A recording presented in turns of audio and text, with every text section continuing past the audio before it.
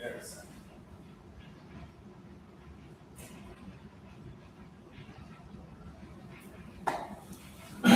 all right, good. Oh, actually, legitimately 5 minutes.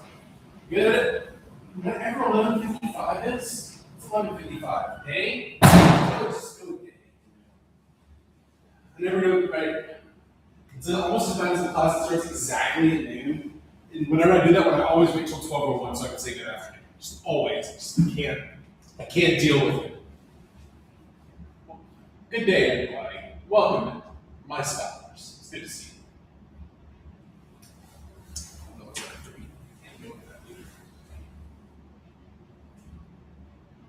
We are continuing our discussion on the sociology of space today, right? So astrosociology.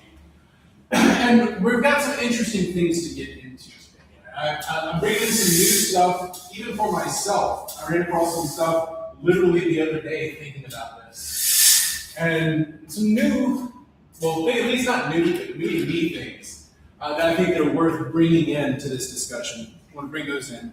We're going to continue looking at the idea, well, we're going to transition, largely speaking. We're going to look at the idea of sociology of norms, values, and structures when it comes to building and living in a space settlement. So there's going to be some interesting things to get into today, but I want to introduce a few concepts that I think are going to help inform us as we go about talking about these norms, these values, and these structures, right?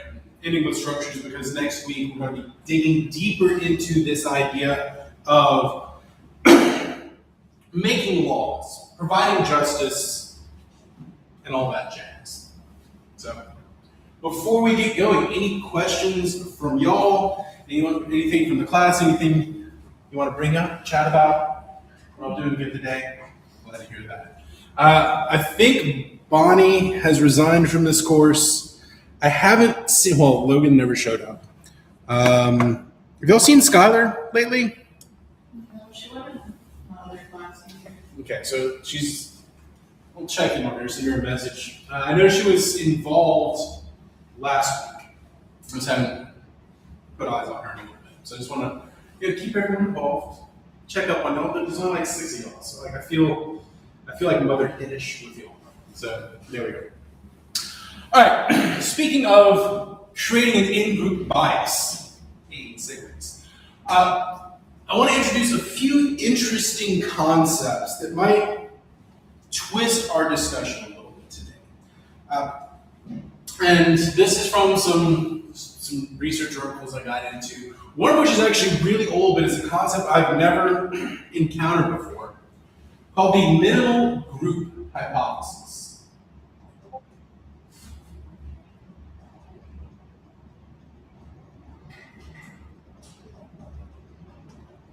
So this is some deep sociology that goes all the way back to World War II, right? And trying to understand what was going on with World War II. Ooh. Hopefully you feel better soon, Matt. All right. So during World War II, most of the people in the social sciences are asking questions like, how the hell did this happen? How did we get to this point? Right? If you've taken some of my other classes, which most of you have, I bring up Schumpeter, I bring up Polanyi, I bring up all the political economists dealing with this, but sociology was also doing some heavy work on this as well. They were trying to figure out what would lead a population to become Nazi German, right? What would actually, from a sociological perspective, lead you there?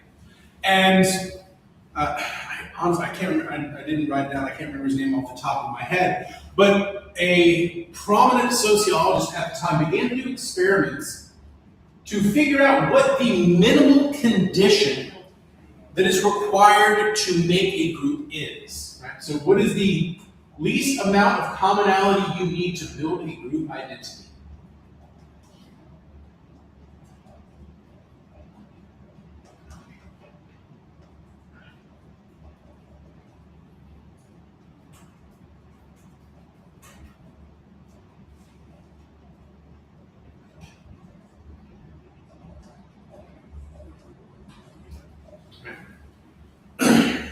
So he begins asking some pretty high-level stuff like, what sort of values do you have to share in common? What sort of ideas do you need to hold together?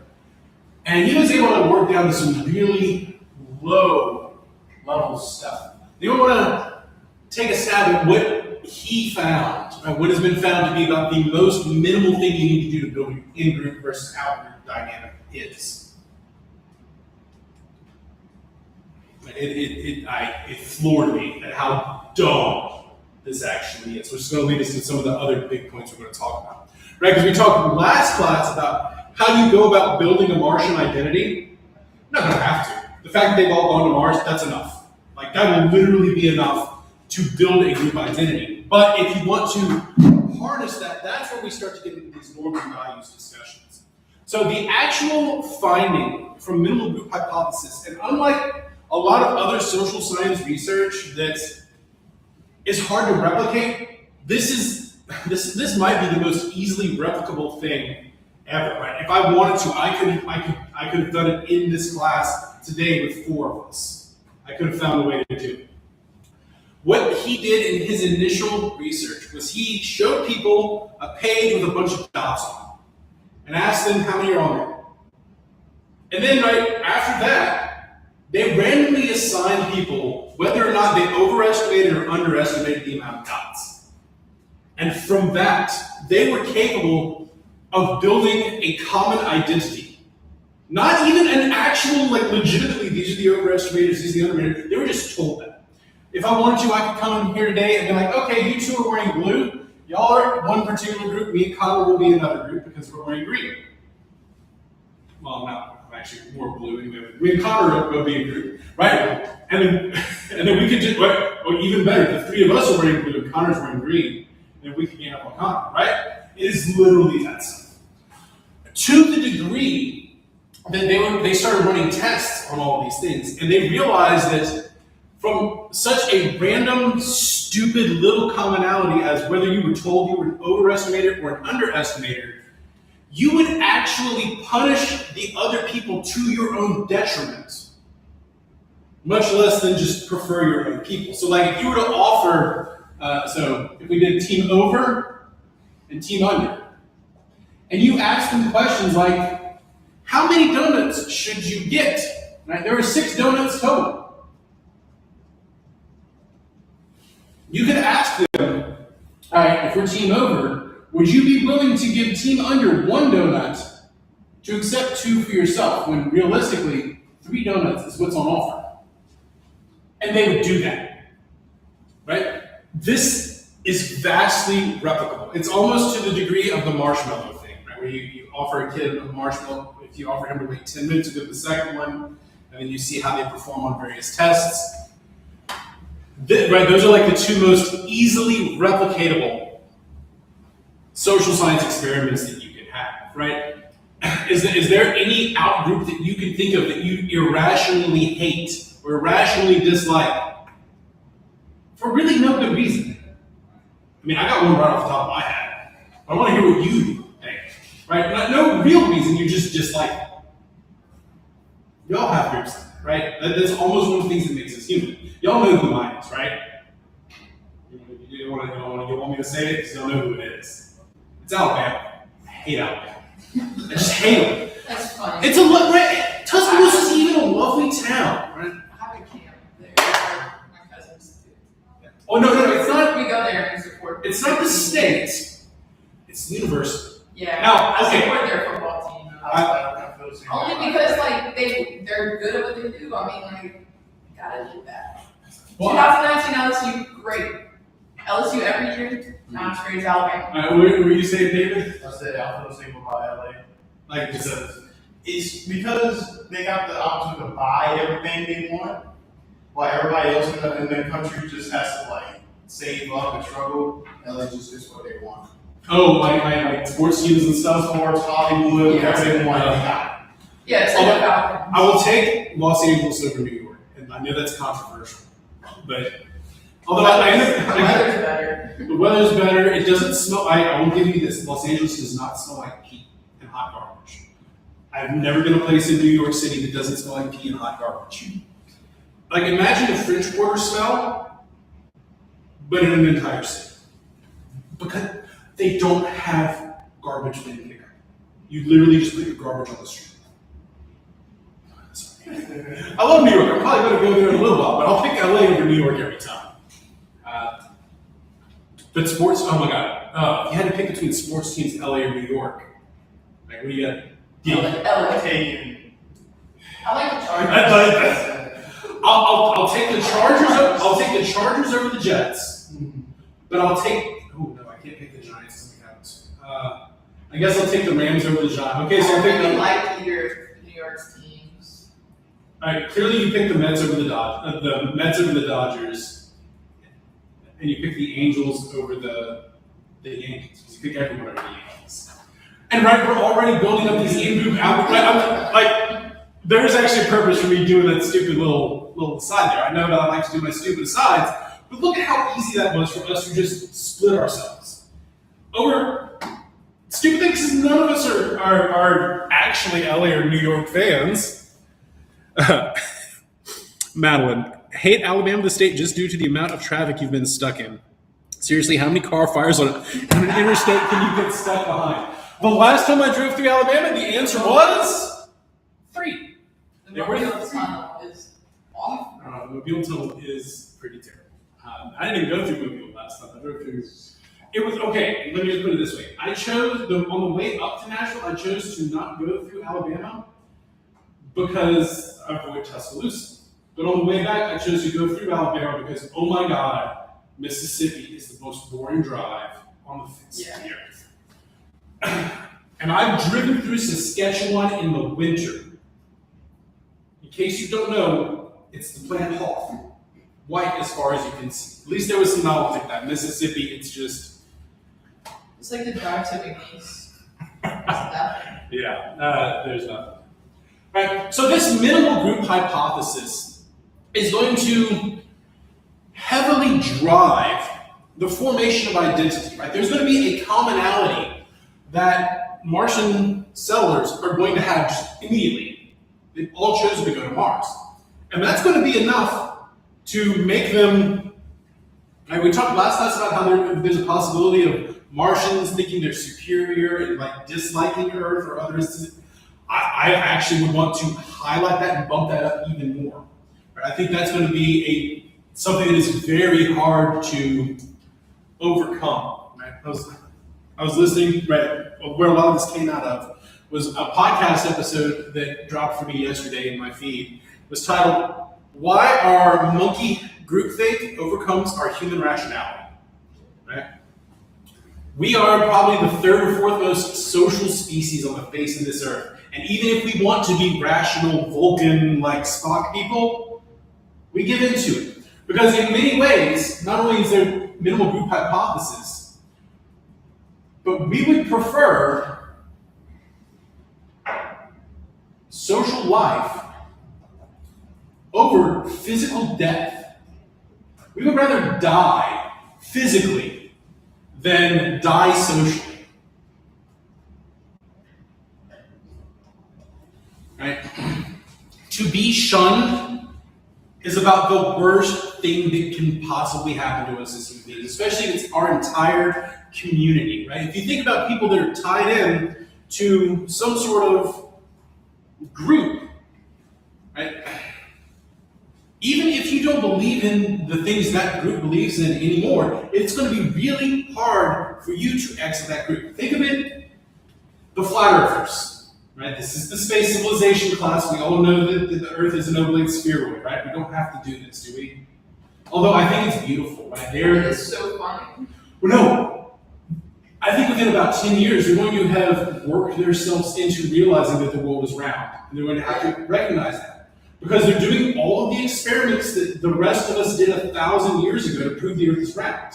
Like they did there's like this big flat earther documentary I saw. It's like they're drilling holes in wooden plates and they shoot a laser through the holes. And if the Earth was flat, if you make sure they're all the same height and elevation, the laser's going to go through all of them, right? And the last frame of the thing is they run the experiment, and the guy that was running the experiment goes, huh, and fade to black, roll credits. They're literally, right, they believe in the scientific method, they don't trust the authority figures that already did this stuff 4,000 years ago. But they're going to rerun all that science and be like, okay, there you go. But it's going to be hard for them to actually get to that point where they admit that. And the people that actually get to the point within the flat earth movement and realize, oh wait, the earth actually is an oblate spheroid, it is very difficult for them to leave, right? They're stuck in this community because they bought in to begin with. And they would rather continue to live their social life, right? They'd rather die than be scorned and kicked out of their social world. Right? When you think about my sister loves the leaving the polygamy show, and she loves watching those shows. And the struggles that people go through to get out of that community are massive, right? A lot of times they end up going back into the community, even though they were being abused, because that's all that they need. Right, so this really heavily reinforces that social identity.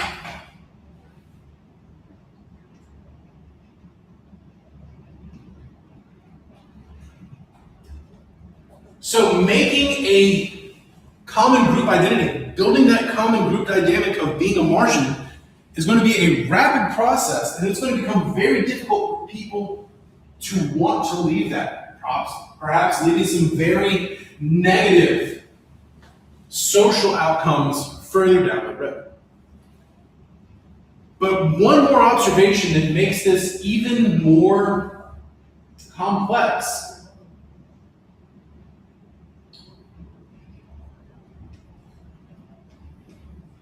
also has to do with tribalism and our own neurochemistry. You ever heard of Dunbar's number?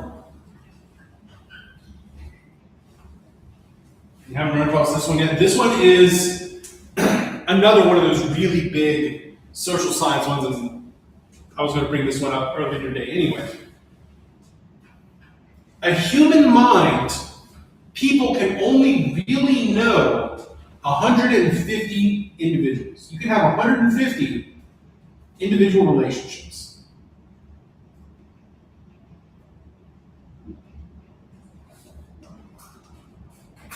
That is the tribe size that our mind can hold. I think it's actually 147, but 150 is pretty close, right? So you can only really know 150 people at a time. And you can only care about 150 people at a time, right? Think about the people that you know. Or go to your Facebook friends list and go through that. How many of those people do you actually have a real relationship with, right? 150 is about it. I hate to tell you all this, but moving into the future, like 10 years from now, you're just going to be parsed in my brain as generic former students. There'll be a couple of y'all that stand out. I'm sure there will be. And honestly, it's the people that do the space classes that typically stick around. But sometime down the road, right, you're going to come back. And you're going to be like, hey, Doug G. And I'll be like, oh, yeah, hey. And when I do that, just be like, Dunbar's number, Doug G. It's fine. Just give us Dunbar's number. Once we get past that 150 individual people, right, we start to, honestly, this is where stereotypes come from. We just parse people as generic insert blank, right, here. And once you get past this 150 person number, right, this small village tribal number, this is where you start to see fracture of groups.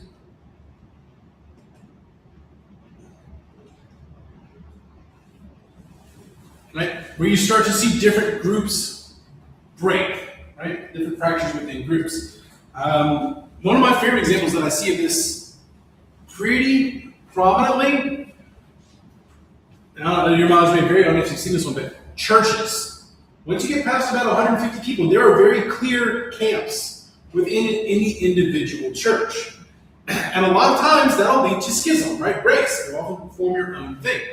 So I think this 150 individual relationship group number is going to be a problem within building a Martian society because they're going to have this want to fracture and create in-groups and out-groups. But at the same time, there is an economy of scale of living in a larger population.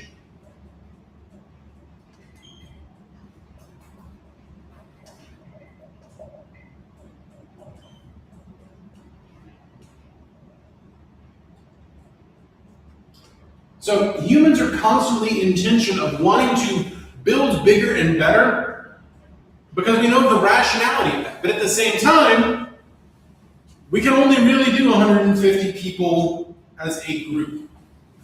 And those group relationships can change over time, but that's right, this tension is going to be very much at the core of building a civilization, right? Look at the Mars cycle. Kim Stanley Robinson, right? There was fewer than 150 of them to begin with, and they already started to fracture.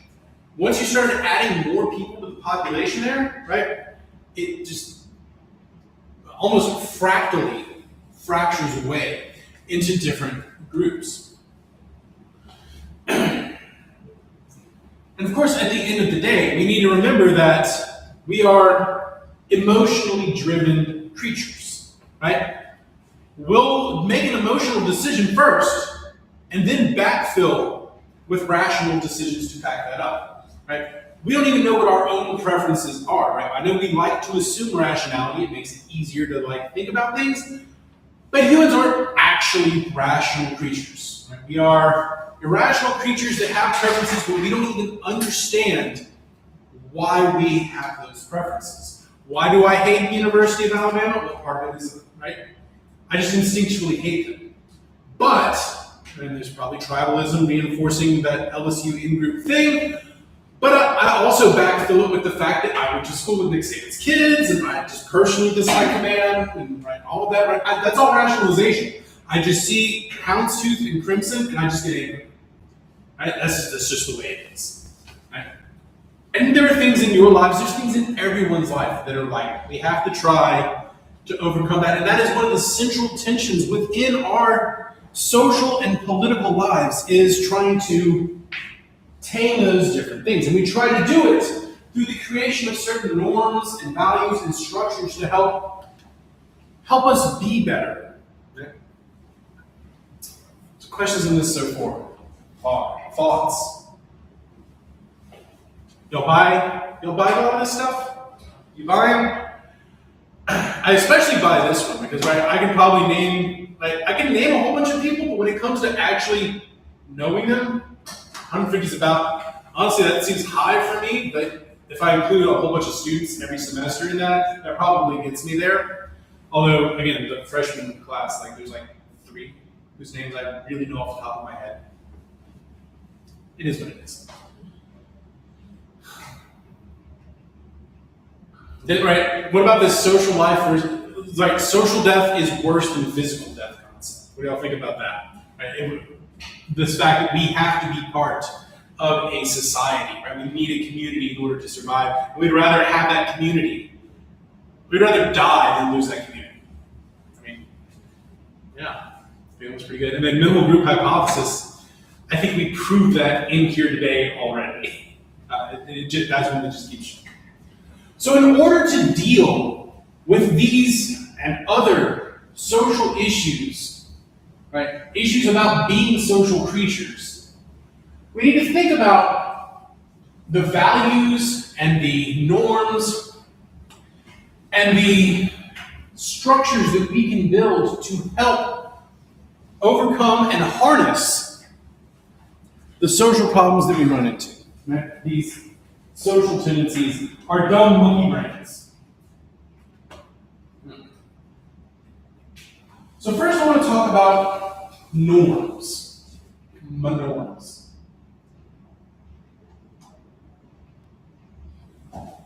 So what are norms? Not hypothetical, asking y'all, checking in with y'all. What are norms? When I say norms, what do you think about? Behavior that's accepted in society. Okay. Are these formal or informal? Both, kind of. I would say informal though.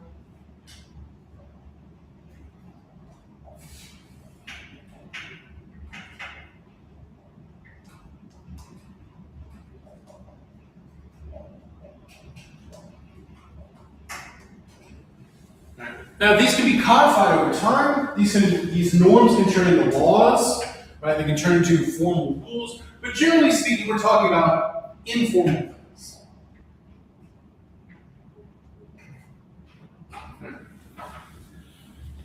So let's illustrate this in our context first, and then think about what the norms of a space settlement would be, right? So just to illustrate what a norm is, and also to just check the way that I behave with the world, when you're texting, what does a period mean? In a sentence. Okay, in a sentence. It depends. If I put a period in a text. No, but it depends what age group you're responding to. If Mhm. I'm responding to my dad, it's correct grammar. Mm-hmm. But if I'm responding to my friend, it could mean something else. And right, it's like you're like interstate rude, right? Okay, the one that gets me, and I'm learning that one, right? That when you end a thought, you just press enter and you like different lines. I'm learning to do that, getting better with that. But the one that still gets me, overuse of exclamation points in emails. Because you don't want to just sound like, yes, period. And be like, yeah, I'm excited. I hate exclamation points. It's not who I am as a person. Right? You feel that? Because you're like, yeah. Or you're saying, I'm not that kind of person. Okay, just making sure. You're like, no, Dr. G is a cold, heartless man. Which, fair, except I'll take that. Right? Did anyone make a rule about this? Right? It's just like all of a sudden my peers started throwing exclamation points in their emails and everything they're writing all the time. And I'm like, can we not please? This is too much. The other one that I typically use to illustrate norms is if you want to contact somebody, what is the first thing you do? Text. Text?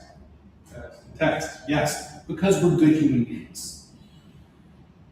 My wife will just pick up the phone and call somebody. I'm like, what the hell? That's the rudest thing I've ever heard. When I want to call my wife, I send her a text where it's like, hey, I'm about to call. Because I don't want See, it depends. Like, it again depends. Like, my mom, I might just call her. Like, my friends, I wouldn't call them. That'd be weird. On the other hand, my mom refuses to pick up the phone, even when you especially need to contact her. Like, oh my God, I need to talk to you right now. Like, if someone calls me right out of the blue, I think it's an emergency. And when I go to call my mom, it's an emergency. Never answers. Or I hate when my friends are like, hey, can I call you? And I'm like, yeah. And then I go to call them, and their phone's on Do Not Disturb. I'm like, what are you talking about? Yeah, right? So we get all these, right? And all of these, no one's ever told us about this. We've just developed what these forms of behavior are kind of on our own. How long did it take for us to realize during the pandemic that turning your microphone off when else someone was speaking on Zoom was the correct protocol? Oh, wow. It took a little while, but we all got there. Well, we didn't all get there. Right?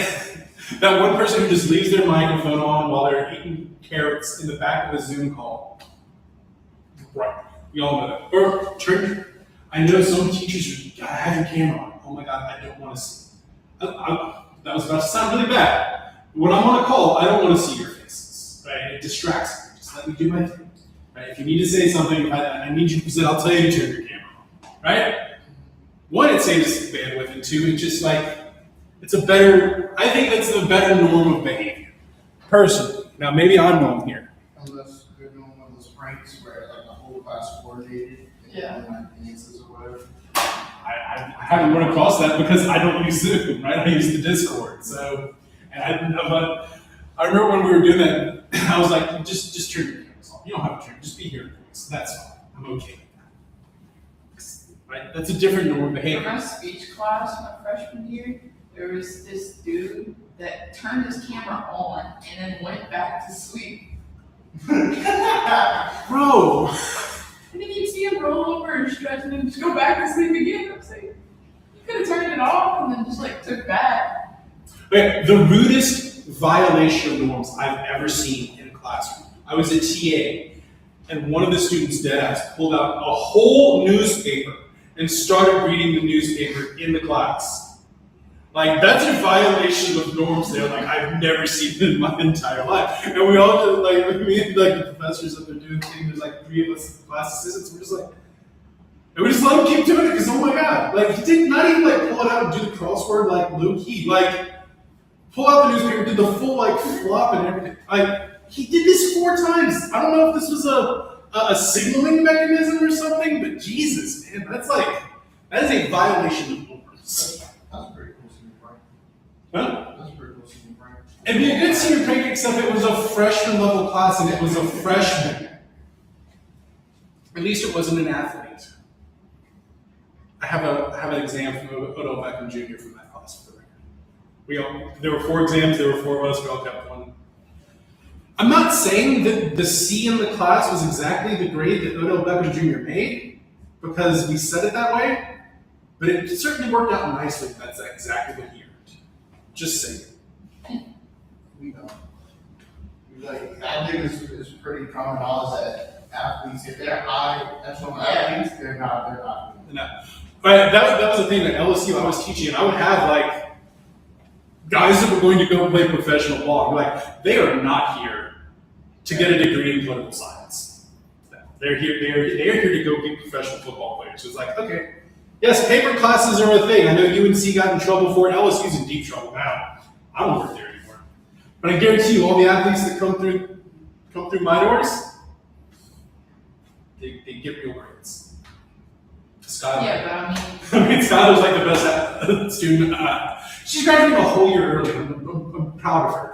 So she's getting to go do 1 more year of eligibility and get a graduate degree somewhere. And that's what social one too, that people work. Because you got athletes who just do the bare minimum just to make sure they're on the field. And you got people like Peyton Manning who get to 2 degrees or whatever. Yeah, Peyton got 2 degrees. I want to say it wasn't Matt Stafford. It was a USC. No, it was an Ohio State quarterback that got a master's degree in genetics while he was there, and he got drafted. So, of course it was a Joe Burrow graduated from Ohio State and he came here. and so I heard about that. there are proper norms, and then there's not great things as well. So, putting this in the context of space settlement, right? We need to think about 3 big categories of norms that I think are going to be very important. They're going to have to be established, at least several of these are going to have to be established before you even go. Right? You almost need to have formal training on the norms of these, right? Formal training on informal methods of behavior, right? Because some of these are going to be really important. In particular, this second.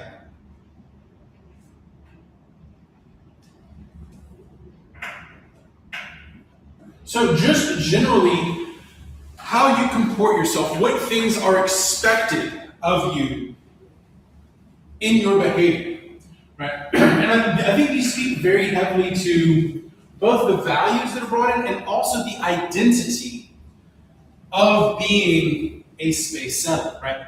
So when it comes to your behavior should be meant to foster group survival, right? Behave in ways that help protect, not foster, protect the group. So this is different than safety, right? Safety, when I'm talking about that, I'm talking about like the actual things that you do to keep everyone safe.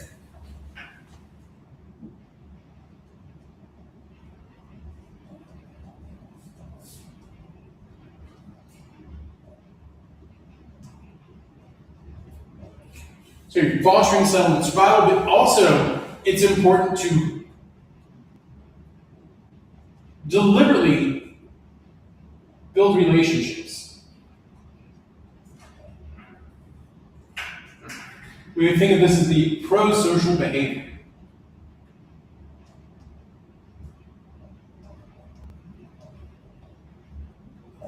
Yes, I know I'm going back and forth on whether or not there's a you in there, and I'm just let it happen, okay?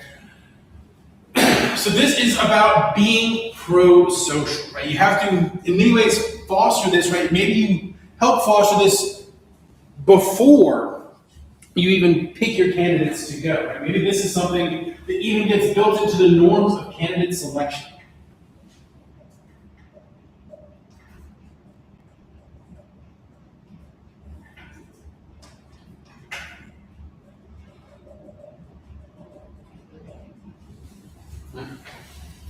So just overall behaviors are going to be really important because that's how you go about building and reinforcing both the safety of the continuance of the settlement itself, as well as building a culture. Right? This is how you go about building a culture. All right. Where I think the biggest norms, and these norms are probably the ones that end up getting codified into laws, are going to come in are in safety and in conflict. Right? So norms about safety, I think, are going to be really, really, really ridiculously important. While many engineering solutions can exist to help keep everyone alive, there's going to be a lot that's just baked into individuals' behavior that's going to help with safety, right? So, and where I think these two intersect, we'll get to that in just a bit, right? When it comes to safety, what are the sorts of things that you have to be aware of, right? The types of behavior that are going to be built in. Well, it's a little bit harder for us to think about that without actually having to deal with this, right? It's going to be about access to air and water and food. A norm that people are supposed to be able to give this, right? The norm of assistance in a time of crisis.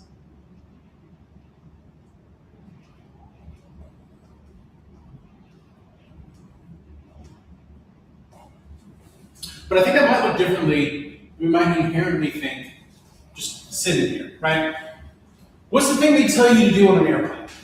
If you're in an emergency and the things drop down, what's the thing they tell you to do? Do yours first. Do yours first.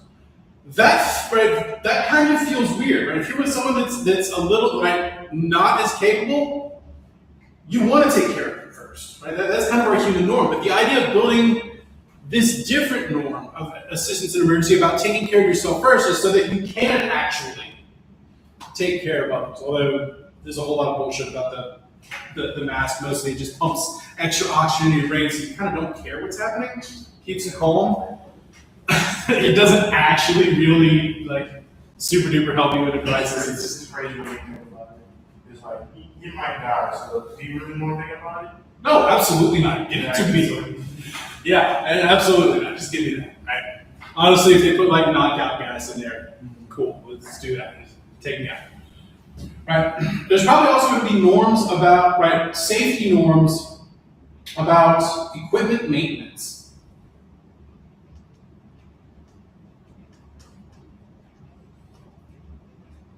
Right? That's going to be a thing that everyone is concerned with, right? Making sure the equipment is in good functional repair. Like, I think a good illustration of this, they do this well in The Expanse, where everyone is constantly concerned, right? Before they go out, put on a suit, right? Everyone checks everyone else's suits before they go out to make sure that they're safe, right?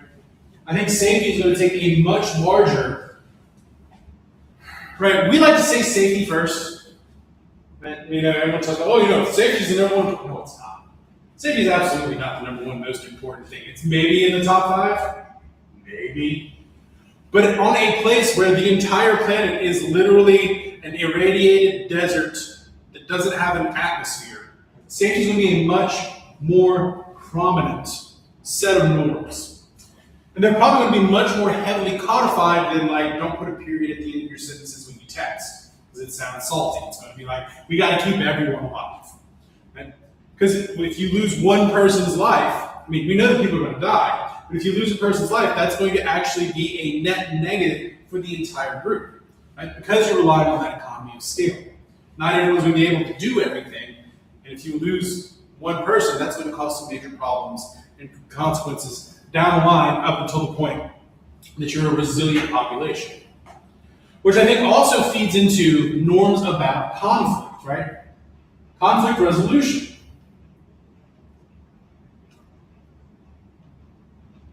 How do you go about doing that?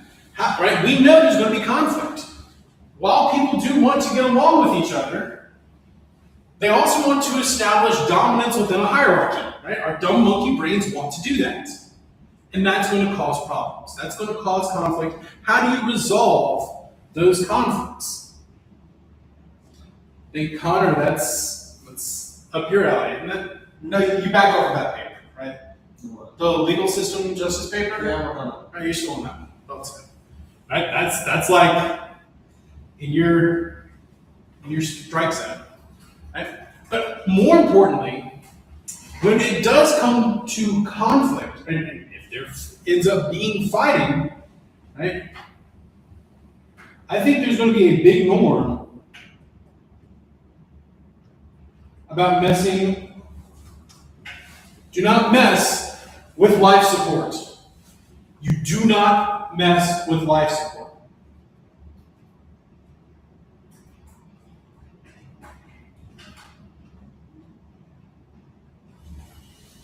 You can attack whatever else you want, but you do not mess with the life support. You do not mess with whole integrity.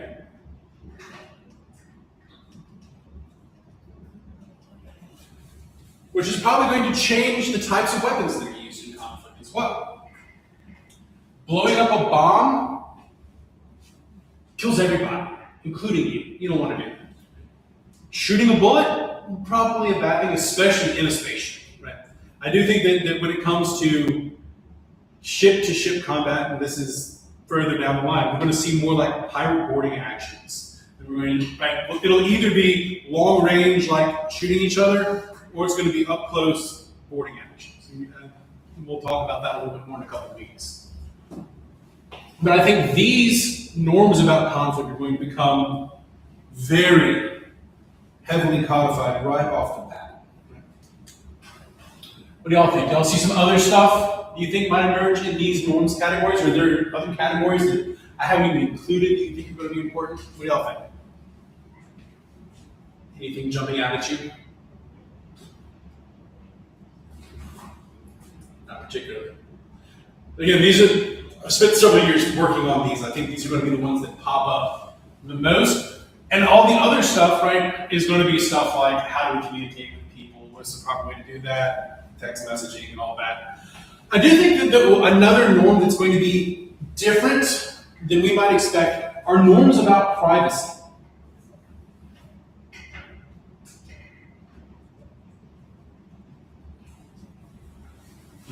I think that there's going to be a weird relationship that people have with privacy, even more than we have today. Right? Because inherently you're going to want to know where everybody is. Just to simply monitor systems, be able to monitor people's health. But at the same time, people are probably going to be more protective of what privacy they do have. And where this especially becomes interesting is the thing we keep coming back to, Mars as a reality TV show. At what point does that stop? Where are the boundaries of what are the things that could show up like that, right? Are you right? And how performative does this make people's everyday lives?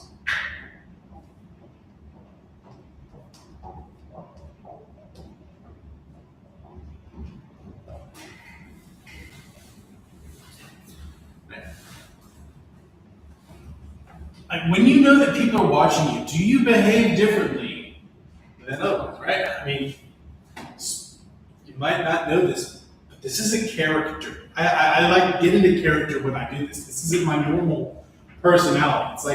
It's like straight up Vince McMahon, take your normal personality and turn it up to 11 power. That's what this is. That's not what I'm like when people aren't watching, right? When people aren't there, when I'm just at home with my family and my friends. I am different. We're all different when people aren't looking at it. So trying to figure out where that line is and what the norms about privacy and performance are going to be, I think is also a really interesting line of thought about this, particularly on the the sociology side of things. I think it would almost work out like in the book, where like obviously like on the ride there, they're gonna be aware of it. Like I think they're gonna kind of forget about it and not care. Yeah, there is. Who cares what everyone on Earth thinks about you when you're on Mars? Yeah, right. Like, yes, they're watching, but who cares? They're on a whole other planet. They're basically dead to me anyway. Right? Maybe that ends up getting sublimated into that whole like minimal group hypothesis thing. Like you don't even consider that they are alive, more or less, unless there's someone that you can still have a connection to.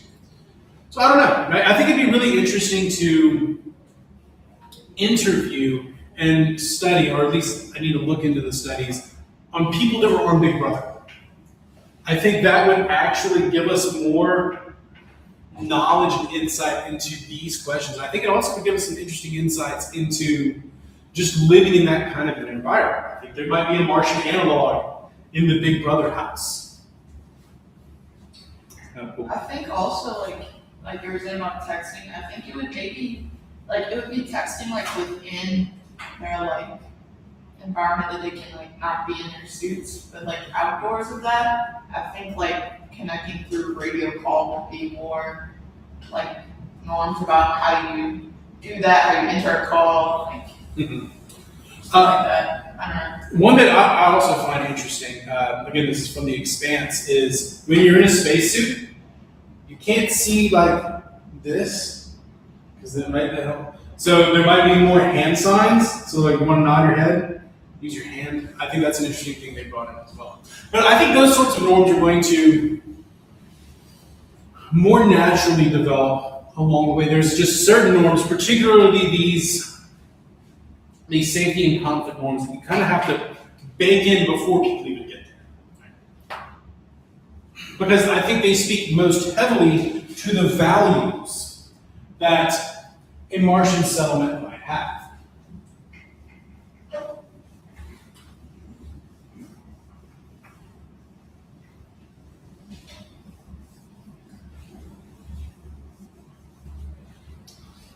This one needs to watch. Yeah. That's like a thing to look into for base and for just looking at human interactions working in closed environment. Have you ever heard of the biosphere 2? Yeah. That was the thing when I was a kid, right? And they had a Pauly Shore movie. And things I didn't have on my bingo card for class today. Pauly Shore. But we got there. Yeah, I remember Biosphere 2 and how just abysmally it failed. Yeah, the Andrew Albert thing, because I remember reading about it recently, it was like the whole experiment crew like split into factions, and then they were like hoarding resources, and that was a big deal. And they were revolting against people who were throwing, who were like conducting the experiment. Yeah, there was some serious, and again, the stupid Pauly Shore movie actually like fictionalized those events decently well, except Pauly Shore of it all. And one of the Dumb Baldwin brothers, Stephen, maybe. But yeah, right, they were in out-group factions, and they ended up turning on people running the experiment, and they ended up, I think, breaking quarantine. Like, they broke the seal when they were supposed to, and it was a mess. But I also think the experiment itself was poorly designed to begin with. Plus, you don't really have as big of an option when you're on another planet, right? You pretend, but when you're actually on another planet, that's going to kind of reinforce. Well, it can either reinforce those pro-social behaviors, or it could cause much more friction and friction. No, good point. Maybe it would have been different if they televised it like a reality show. The 90s were weird, just in case you didn't know that. All right, values.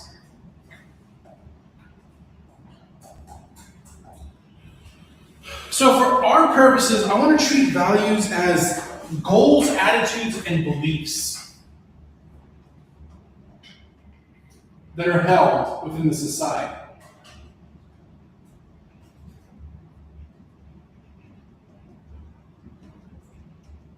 Right?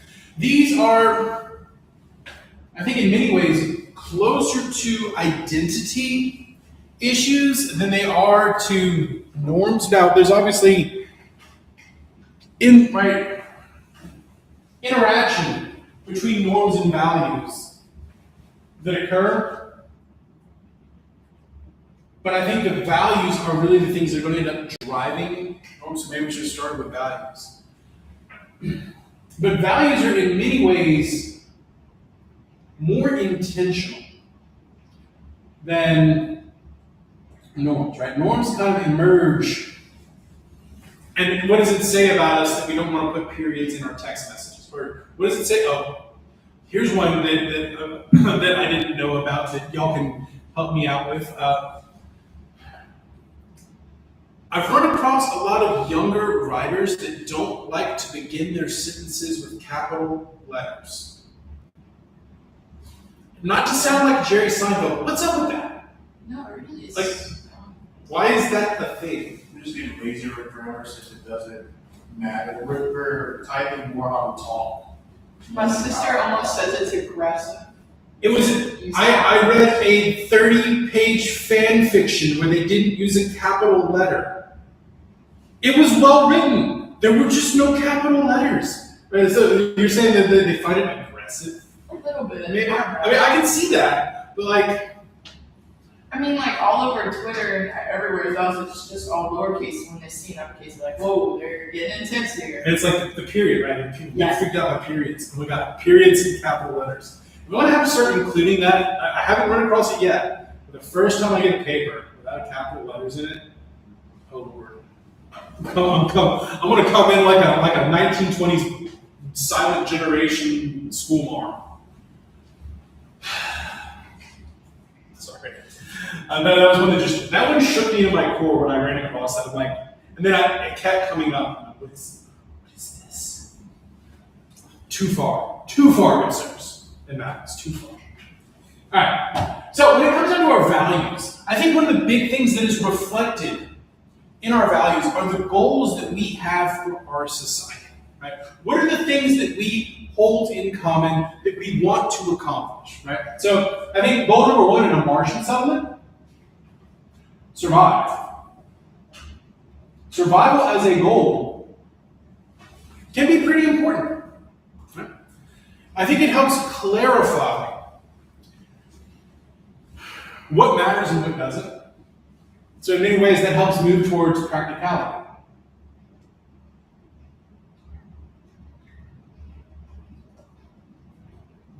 And if you think about all those frontiersy people that are trying to survive on the frontier, and they're so worried about survival, right? They end up becoming very practical. What works, what doesn't work?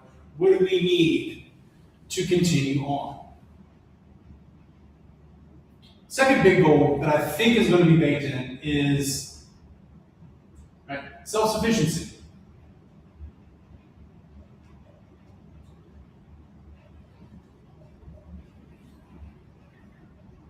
For both the self, individual, and the self.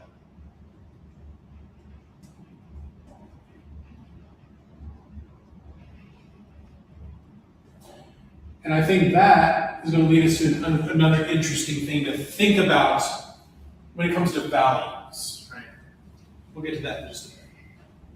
Now, those are the two big goals that I think are going to pervade, at least earlier, right, maybe the first 50 years or so of a Martian settlement. Beyond that, I'm not really certain what the goals will be, but those, I think, are two big values that are going to be very central to a Martian identity. Right? I think those two things are going to help inform the formation of group identity. Any other goals y'all think could go into it? I was thinking growth, like both settlement and scientifically, I guess. Ooh, I like that. 4. Exploration and knowledge.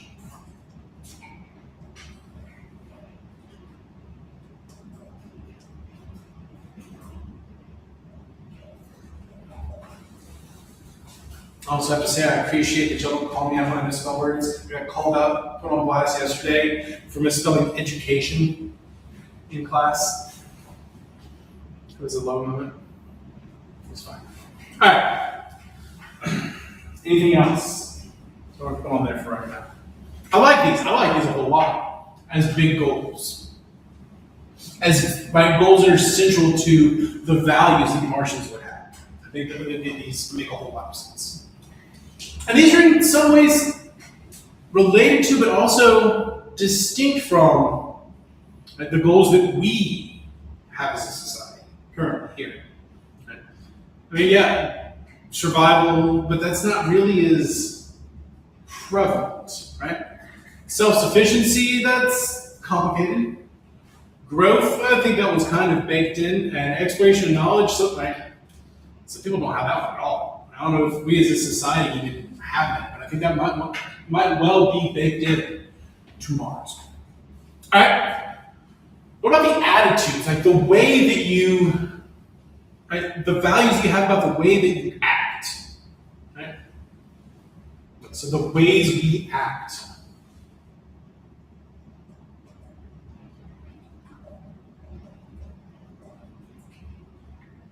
So what can some of these attitudes be? Right? I think a big one here is going to be hard work.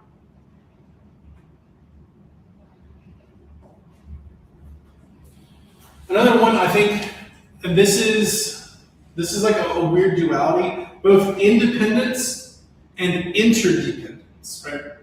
Wanting to be self-sufficient, but at the same time part of a community. Right? That's a pretty big tension that exists even today, but I think it's going to be even more highlighted here.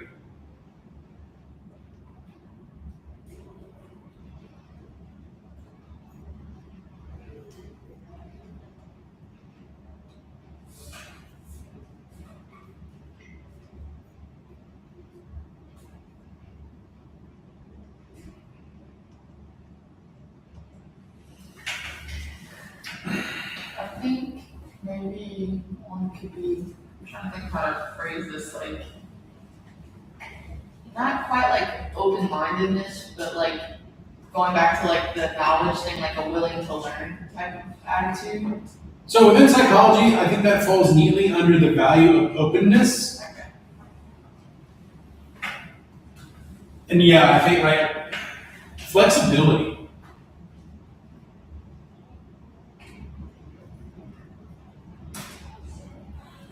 I erased it and spelled it exactly the same way.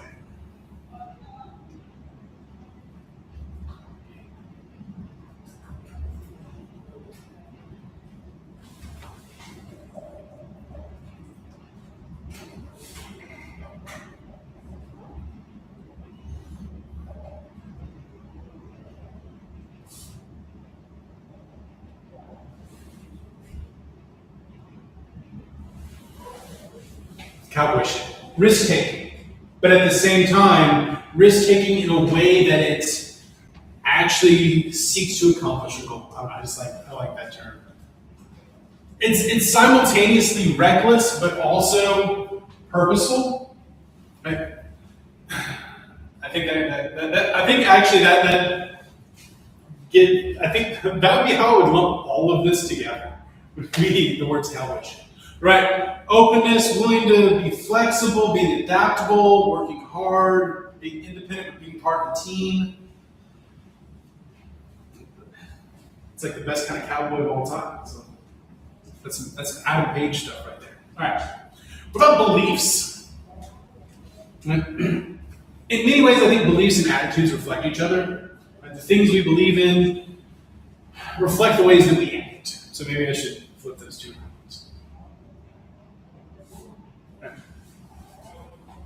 But maybe this is where you start to get into also some of the potentially more negative sides of things. I think that maybe that's where you could get to some of the superiority complex, right? That underdog.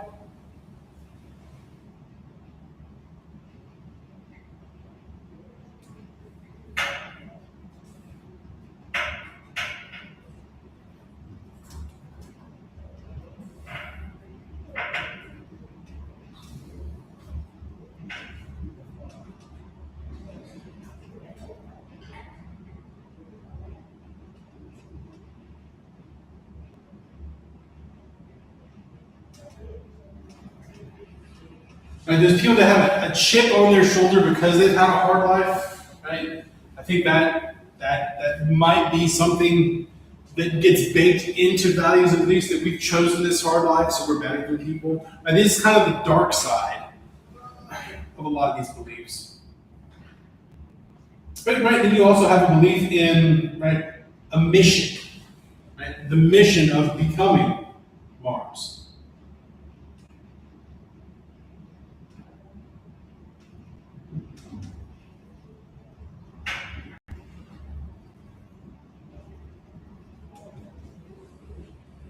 And maybe even, right, a strong belief in, right, exploring, right, spreading, seeing more of the universe.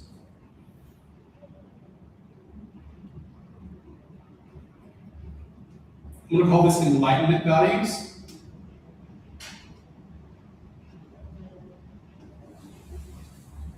In many ways, I think that's reflective of some of the liberal values out of the 18th century Enlightenment. I think those might get re-highlighted just because of the nature of the way that people will want to live, right? So there's going to be kind of some tensions there as well. What else? No, think of.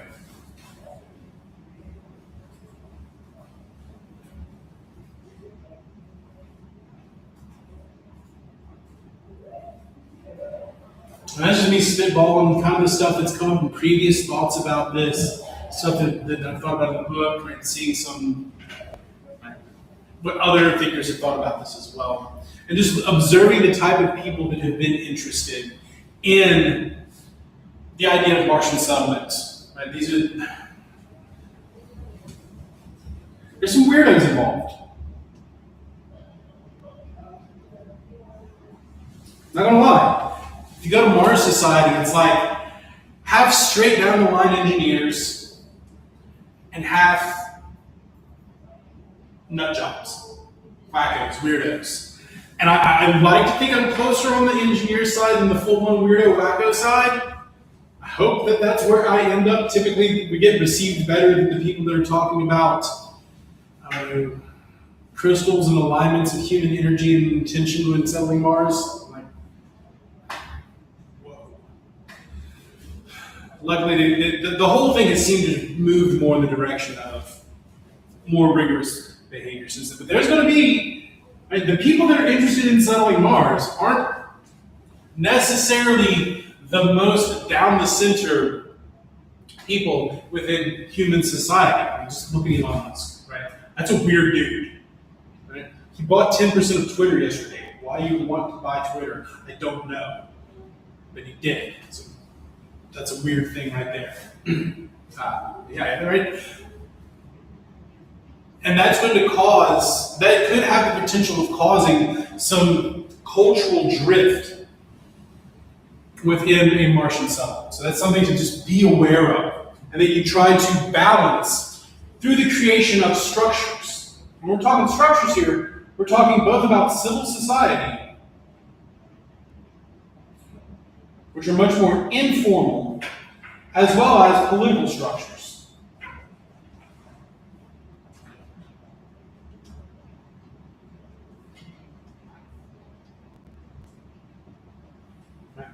So fostering civil society, making sure that people are participants in the larger social world is going to be really important, right? I know we joked and touched on the whole Mars cruise director thing previously, but I think this is actually really one of the important things here.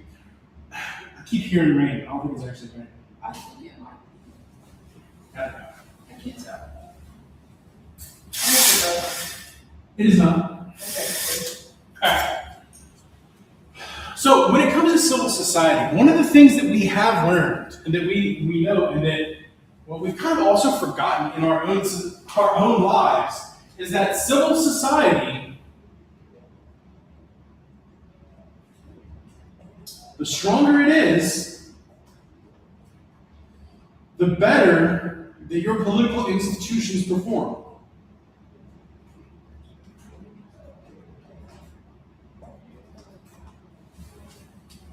the more that we participate in civil society, the better that teaches us how to actually live and function with those who are different from us within society, right?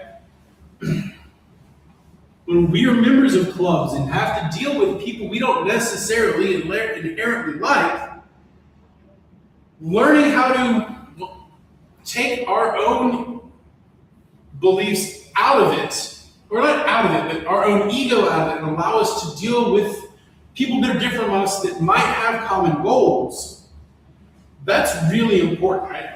I know we've probably touched on this before, but Hannah, are there sorority sisters you don't like? Yep. I have fraternity brothers I couldn't stand. But at the end of the day, at the meeting with them, you're still able to accomplish the things that y'all want to do collectively, right? It works like that. That's what civil society teaches us, right? In working together for common goals, this teaches us how to deal with people we don't like, right? It makes us more respectful of differences. It makes us just work better.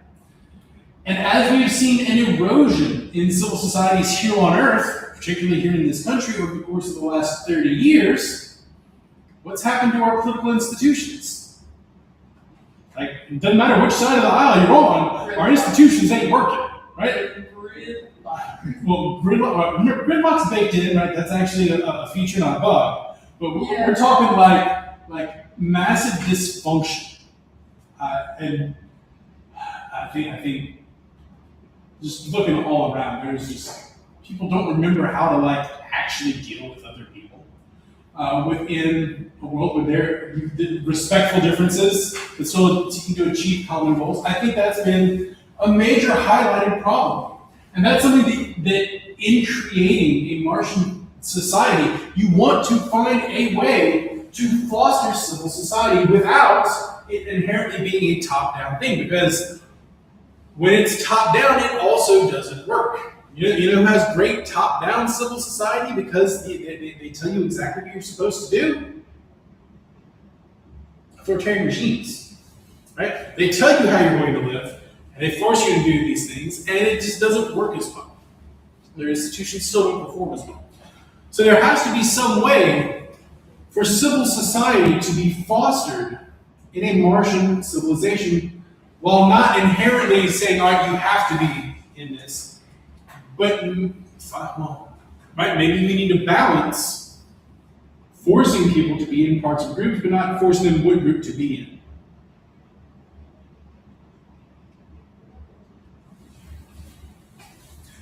Maybe you build this in as a value or a norm that you will be a member of a group. You will find some sort of affinity group. Join a band, join a gaming group, join something where you're dealing with other people in a much more, and I think this is another thing that we've learned, it kind of has to be face-to-face. You have to be in the space with them. Because this is another one of those observations that we've learned in the last 20 years from doing social science. Right? When we're in the room with someone, and we're present, and we can see them, we behave in a much more nuanced and cooperative way, right? Because the people on the other side of the keyboard, on the other side of the internet, are they real people? Like, do our brains think of them as real people? No, absolutely not. That's why trolls exist. Right? People get on the internet, right? The Twitter. That's why Twitter is a hellscape. Because you see people on Twitter and are they real people? I mean, yes, they're theoretical. Sometimes they're not. Sometimes they literally are robots. But we don't think of them in the same way that we do actual, real, in-person people. And I think the last 2 years taught us that, right? That it's not the same, right? So, hey, you started college online, didn't you? Pretty much, yeah. Yeah, right? You maybe had one class in person. I had a few of my classes in person, or we go one day but not the other. Mm-hmm. I like the freedom of being able to be wherever in Zoom and for class, but from a extroverted standpoint, I'm definitely happier now that there are more events on campus and things to do and people to see. Well, so both of y'all are in the terrorism course this semester. If Skylar was here or Madeline, right? We did the terrorism. The last time I taught the terrorism course, we taught it fully online. And the doctor wouldn't let me come in and teach that many people in the room. We did it fully online, and the experience with that class it wasn't great. Like I think I do online education pretty well. I think that in comparative context, I'm doing it pretty well, but it's just not as good. Like I am excited for tomorrow in the terrorism class. We're doing our terrorism simulation day, and I tried doing that. Yes, no, it's going to be a really good class. The first time I did it in person, it was one of the best teaching experiences I've ever had. I think the class took a whole lot away from it as well. And I tried doing it online, and it was just terrible. Right? No one wanted to participate. No one was really. It just didn't work. And so, right, I think we've learned that some things just work better in person. Can you learn as well online? Yes, you have to be much more motivated person. I see it right now with Sarah. Right? Love Sarah to death. She is not doing well with online learning. She'll be the first person to do it. I mean, she's doing okay in the course, but some people just can't do the online learning as well. Bonnie had a tough time with it as well. So just some people don't do well with it. It is hard to do because there's kind of a disconnect between people. And even those of us that are super introverted, and honestly, I like the teaching online. I like doing that, but it's different. I would say that's another social norm where it's like we're all taught to sit in desks and learn from a teacher standing at the board. And so when they try to change that, say, oh, right, you got to learn a computer. I'll learn a computer. I'll play games on the computer. Yeah, Right. right. Look at that and you just say, okay, I'm supposed to learn to sit like I'm at a desk. I mean, I remember when the pandemic first started, I would literally go from playing video games to turning on the Discord. Right, I would literally just change, right? Because I was trying to learn how to use OBS, and the best way to do that, right, to simulate that is to do the Twitch stream and stuff. Right, so I was learning how to do that. So I'd go from streaming Animal Crossing to teaching like that. Right, I actually had a couple of people. I don't know if y'all remember Ryan. She would be playing Animal Crossing. Like, oh, I have class time, and we'd switch over and try to switch gears that way. And it's just really hard to do. But at the same time, right, we have to find a way to build these social relationships. Right? On the other hand, right, when Animal Crossing came out, right, that came out at the perfect time 2 years ago, it did create some way for us to connect with each other that wasn't just, right, online education. Conspiracy class in the pandemic, what could go wrong? Yeah, Madeline agreed the terrorism activity did not go well. You did online for your last degree, it does take a certain person. Yeah, but I think I probably would do all right learning that way, but I'm also an academic. Like, that's what we do. We read books and learn stuff on our own. But at the same time, right, there is something about being in a classroom that is, I think it helps the learning environment more. And there's something about being in person with people that just, it helps reinforce the relationships that we do have. So it's hard to build a society without actually being there and building some sort of formal structures that you're participating in. And speaking of formal structures, that's going to give us our transition to next week when we start to look at the formal legal structures of justice. How do we take our norms and our values and try to provide actual structure for that? How do we deal with justice issues? So this is where we're going to bring in the workers' rights, citizens' rights. This is where we're going to talk about rights and laws and justice. So be thinking about those things. Remember to turn in your summaries that we do every week. And yeah, it's going to do it for us now. Right on time. Are you going to the university today? Maybe. I could be